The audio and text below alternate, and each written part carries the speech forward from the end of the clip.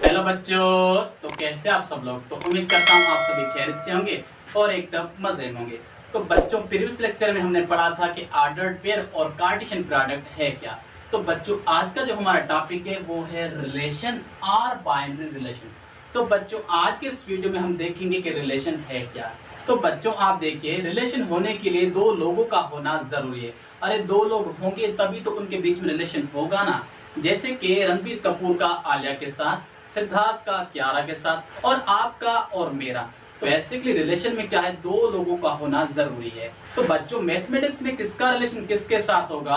तो बच्चों, मैथमेटिक्स में एक सेट के सारे एलिमेंट का दूसरे सेट के सारे एलिमेंट से रिलेशन होगा। कैसे, आइए देखते हैं।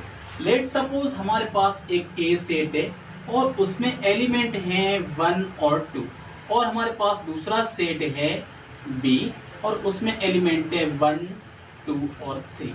तो आप देखिए, ये जो ए सेट में 1 है, ये इस बी सेट के 1 से रिलेशन बना सकता है। अब रिलेशन बनाएगा कि नहीं बनाएगा वो तो बात की बात है, पर यहाँ पर पॉसिबिलिटी है कि ये जो 1 है वो इस 1 से रिलेशन बना सकता है।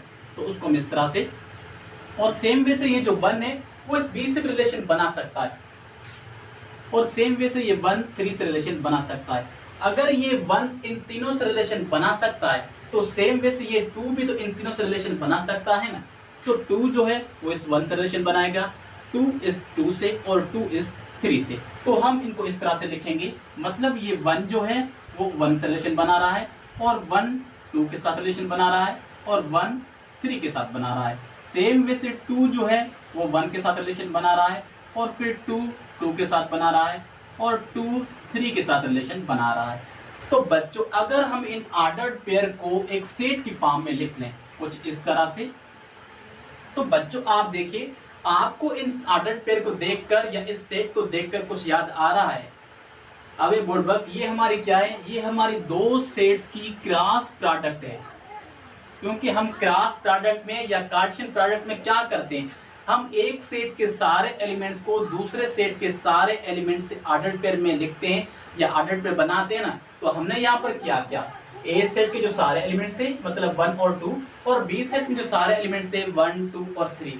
तो 1 ने जो था वो बी सेट के सारे एलिमेंट से ऑर्डर्ड पेयर बनाया कुछ इस तरह से, और जो नेक्स्ट एलिमेंट था ये 2, इसने भी क्या किया, इस बी सेट के सारे एलिमेंट से ऑर्डर्ड पेयर बनाया कुछ इस तरह से। तो बेसिकली रिलेशन है क्या, रिलेशन और कुछ नहीं, हमारी कार्टेशियन प्रोडक्ट है या सबसेट ऑफ कार्टेशियन प्रोडक्ट है। तो बच्चों आइए देखते हैं बाइनरी रिलेशन की डेफिनेशन। तो डेफिनेशन में क्या है, if A and B are two non empty sets, अगर हमारे पास ए और बी दो नॉन एम्प्टी सेट्स हैं, then any subset R of a Cartesian product A cross B is called a binary relation from A to B. मतलब हमारे पास A और बी दो नॉन एम्प्टी सेट्स हैं और हम उनकी क्रॉस प्रोडक्ट या कार्टेशियन प्रोडक्ट निकालें, तो उस कार्टेशियन प्रोडक्ट के सबसेट को हम क्या कहेंगे, एक बाइनरी रिलेशन या सिंपली रिलेशन कहेंगे। या आप बाइनरी रिलेशन को इस तरह से डिफाइन कर सकते हैं, R is a subset of A cross B। मतलब बाइनरी रिलेशन जो है ना वो सबसेट है किसका, A क्रॉस B या कार्टेशियन प्रोडक्ट का। आप बाइनरी रिलेशन को या रिलेशन को इस तरह से भी डिफाइन कर सकते हैं। तो बच्चों, अगर हमारे पास दो नॉन एम्प्टी सेट्स हैं और हम उन दो नॉन एम्प्टी सेट्स की क्रॉस प्रोडक्ट या कार्टेशियन प्रोडक्ट निकालें, मतलब हम उस क्रॉस प्रोडक्ट का कोई भी सबसेट ले लें, तो उस सबसेट को हम क्या कहेंगे, बाइनरी रिलेशन कहेंगे या सिंपली रिलेशन कहेंगे। तो बच्चों आइए इसको एक एग्जांपल के जरिए समझते हैं। लेट सपोज मैंने यहाँ पर एक ए सेट किया है और उसमें कौन सा एलिमेंट है 1, 2, और दूसरा जो सेट है बी, उसमें एलिमेंट है A, B, C। तो इसकी क्रॉस प्रोडक्ट को हम इस तरह से लिखेंगे A क्रॉस B। अब यहाँ पर ये जो ए सेट में एलिमेंट्स है ना 1, 2, ये सारे एलिमेंट्स बी सेट के हर एक एलिमेंट से ऑर्डर्ड पेयर बनाएंगे या उसको हम ऑर्डर्ड पेयर में लिखेंगे। तो जैसे कि यहाँ पर ये 1 है, ये 1 ए के साथ ऑर्डर्ड पेयर बनाएगा, सेम वे से ये 1 इस बी के साथ ऑर्डर्ड पेयर बनाएगा, और ऐसे ये 1 सी के साथ ऑर्डर्ड पेयर बनाएगा। तो सिमिलरली ये जो नेक्स्ट एलिमेंट 2 है, ये 2 भी इस ए के साथ ऑर्डर्ड पेयर बनाएगा, और ये 2 इस बी के साथ भी ऑर्डर्ड पेयर बनाएगा, और लास्ट में ये 2 इस सी के साथ भी ऑर्डर्ड पेयर बनाएगा। तो हमने इन दोनों सेट्स की क्रॉस प्रोडक्ट या कार्टेशियन प्रोडक्ट निकाल ली। तो बाइनरी रिलेशन है क्या, जस्ट सबसेट है किसका, ए क्रॉस बी का। तो अगर यहाँ पर मैं एक R1 या रिलेशन 1 बनाऊं, तो बच्चों आप देखिए अगर मैं यहाँ से कोई ऑर्डर पेयर ले रहा हूँ 1 कामा ए और 2 कामा बी, तो बच्चों आप देखिए यहाँ पर जो मैंने एक रिलेशन बनाया है या मैंने यहाँ पर जो बाइनरी रिलेशन बनाया है, तो उसमें मैंने कौन से ऑर्डर पेयर रखे, 1 कामा ए और 2 कामा बी। तो आप देखिए क्या ये 1 कामा ए और ये 2 कामा बी इस क्रॉस प्रोडक्ट में नहीं है? जी हाँ, बिल्कुल है इस क्रॉस प्रोडक्ट में। तो आप देखिए 1 कामा ए अगर यहाँ पर भी है तो 1 कामा ए यहाँ पर भी है, और 2 कामा बी यहाँ पर भी है तो 2 कामा बी यहाँ पर भी है। तो मतलब ये जो R1 है ना, ये सबसेट है किसका, इस A क्रॉस B का। तो इसी को हम क्या कहते हैं, बाइनरी रिलेशन कहते हैं। तो बच्चों आइए इसको एक और एग्जांपल के जरिए हम समझते हैं। तो लेट सपोज हमारे पास दो सेट हैं A और उसमें एलिमेंट है 1, 2 और 3, और दूसरा हमारे पास सेट है B जिसमें एलिमेंट है A और B। तो बच्चों अब क्या करेंगे, यहाँ पर हम एक रिलेशन बनाएंगे। लेट सपोज मैं एक R1 रिलेशन बना रहा हूँ या R2।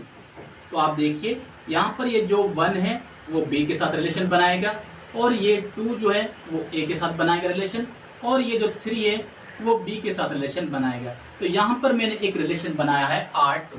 अब हम चेक करेंगे क्या ये जो R2 रिलेशन है क्या ये सबसेट है इस A क्रॉस B का। तो बच्चों आइए अब हम इनकी A क्रॉस B या इनकी कार्टेशियन प्रोडक्ट निकालते हैं, और फिर हम चेक करते हैं क्या ये जो R2 रिलेशन है क्या वो सबसेट है इस A सेट और B का या A क्रॉस B का। तो बच्चों आइए इनकी क्रॉस प्रोडक्ट निकालते हैं। तो A क्रॉस B, तो बच्चों आप देखिए यहाँ पर ये जो 1 एलिमेंट है सेट A का वो इन दोनों एलिमेंट्स के साथ ऑर्डर पेयर बनाएगा। तो यहाँ पर 1 कामा A आएगा, उसके बाद 1 कामा B आएगा। तो इस 1 ने इन दोनों के साथ ऑर्डर पेयर बना लिया है। सेम वे से इस 2 को भी इस दोनों एलिमेंट के साथ रखेंगे ऑर्डर पेयर में। तो 2 कामा A और 2 कामा B। तो अब बारी किसकी, 3 की। तो 3 को भी रखेंगे A के साथ और 3 को भी रखेंगे इसके साथ B के साथ। तो बच्चों आप देखिए यहाँ पर हमने इन दोनों सेट्स की क्रॉस प्रोडक्ट या कार्टेशियन प्रोडक्ट निकाली है। तो बच्चों आप देखिए यहाँ पर जो हमने R2 रिलेशन बनाया है उसमें जो हमने पहला ऑर्डर पेयर है 1 कामा B, क्या ये इस A क्रॉस B में नहीं है? जी हाँ, बिल्कुल है हमारा A क्रॉस B में। और जो हमारा नेक्स्ट ऑर्डर पेयर है 2 कामा A का, क्या वो इस A क्रॉस B में नहीं है? जी हाँ है, वो यहाँ पर है 2 कामा A। और जो हमारा नेक्स्ट ऑर्डर पेयर है 3 कामा B का, क्या ये हमारा ऑर्डर पेयर इस A क्रॉस B में है? तो आप देखिए यहाँ पर 3 कामा B भी है हमारा ऑर्डर पेयर। तो बच्चों हम कह सकते हैं कि ये जो R2 रिलेशन है ना, ये सबसेट है किसका, इस A क्रॉस B का।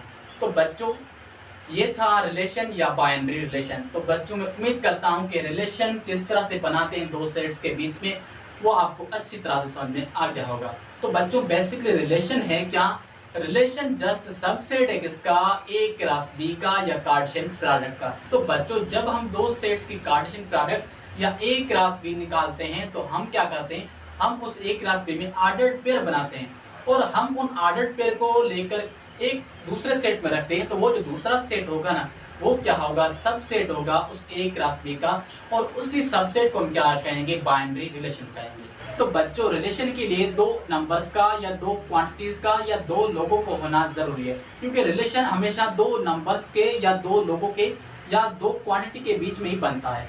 तो बच्चों ये था बेसिकली रिलेशन। तो बच्चों रिलेशन के बारे में आपको कुछ इंपॉर्टेंट पॉइंट्स याद करनी है। वो कौन से इंपॉर्टेंट पॉइंट्स हैं, जैसे कि अगर दो सेट्स के बीच में रिलेशन है तो आप उसको इस तरह से लिखेंगे, relation from set A to set B, इस तरह से लिखेंगे। या आप उसको इस तरह से भी लिख सकते हैं, relation from element of set A to element of set B। आप रिलेशन को इस तरह से भी लिख सकते हैं, रिलेशन को आप इस तरह से भी लिख सकते हैं। तो बच्चों नेक्स्ट पॉइंट क्या है, मैक्सिमम रिलेशन जो है वो किसके बराबर होगी, A क्रॉस B के बराबर होगी। मतलब आप किसी भी दो सेट्स की क्रॉस प्रोडक्ट निकालें तो लाजमी है आपको उसमें ऑर्डर्ड पेयर मिलेंगे, और वो जो सारे ऑर्डर्ड पेयर होंगे ना वो क्या होंगे, मैक्सिमम रिलेशंस होगा उस A क्रॉस B में। और मिनिमम रिलेशन क्या होगा, उसमें जो नल सेट होगा, क्योंकि नल सेट जो होता है वो हर सेट का सबसेट होता है। तो जो मिनिमम रिलेशन होगा वो हमारा क्या होगा, नल सेट या एम्प्टी सेट होगा। और हमारी नेक्स्ट पॉइंट क्या है, टोटल नंबर ऑफ रिलेशन।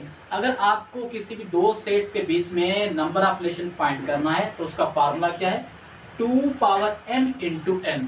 और यहाँ पर m और n का मतलब क्या है, तो m का मतलब है number of elements of set A and n का मतलब क्या है, number of elements of set B।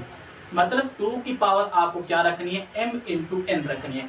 तो लाजमी है आपको वहां पर दो सेट्स गिवन होंगे A और B, तो आपको A का ऑर्डर फाइंड करना है और B का ऑर्डर फाइंड करना है। तो आप देखिए यहाँ पर हमने दो सेट्स लिए थे A और B, तो आप देखिए A सेट का ऑर्डर कितना होगा, तो A सेट में m की वैल्यू होगी 3, क्योंकि इसमें 3 एलिमेंट्स हैं। तो बच्चों आप देखिए यहाँ पर B सेट में कितने एलिमेंट्स हैं, तो यहाँ पर B सेट में 2 एलिमेंट्स हैं, तो यहाँ पर n की वैल्यू क्या होगी, n इज इक्वल टू 2।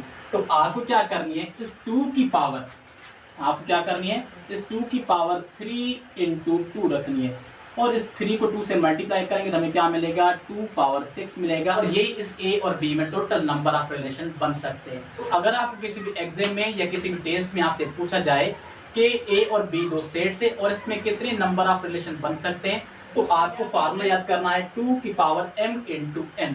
और m का यहाँ पर क्या मतलब है, जो हमें फर्स्ट सेट गिवन होगा उसमें नंबर ऑफ एलिमेंट्स, और n का मतलब क्या है, जो हमारा नेक्स्ट सेट होगा उसमें नंबर ऑफ एलिमेंट्स। तो आपको उन नंबर्स को काउंट करके 2 की पावर रखनी है और फिर इसे सॉल्व करना है। तो बच्चों आपको पता चल जाएगा कि उन दोनों सेट्स में कितने रिलेशन बन सकते हैं। तो बच्चों ये था हमारा रिलेशन, और मैं उम्मीद करता हूँ कि रिलेशन है क्या ये आपको अच्छी तरह से समझ में आ गया होगा। तो बच्चों लास्ट में आपसे यही कहूँगा, अब लास्ट में आपसे क्या कहूँ, आप ऑलरेडी समझ गए होंगे, तो फिर भी मैं कह देता हूँ कि बच्चों अगर आपको वीडियो अच्छा लगा है तो वीडियो को लाइक करें और चैनल को सब्सक्राइब करें और बेल आइकन को प्रेस कर लें ताकि हर नई वीडियो जानकारी आपको मिलती रहे। और मिलते हैं जल्दी नेक्स्ट वीडियो में, तब तक के लिए खुदा हाफिज।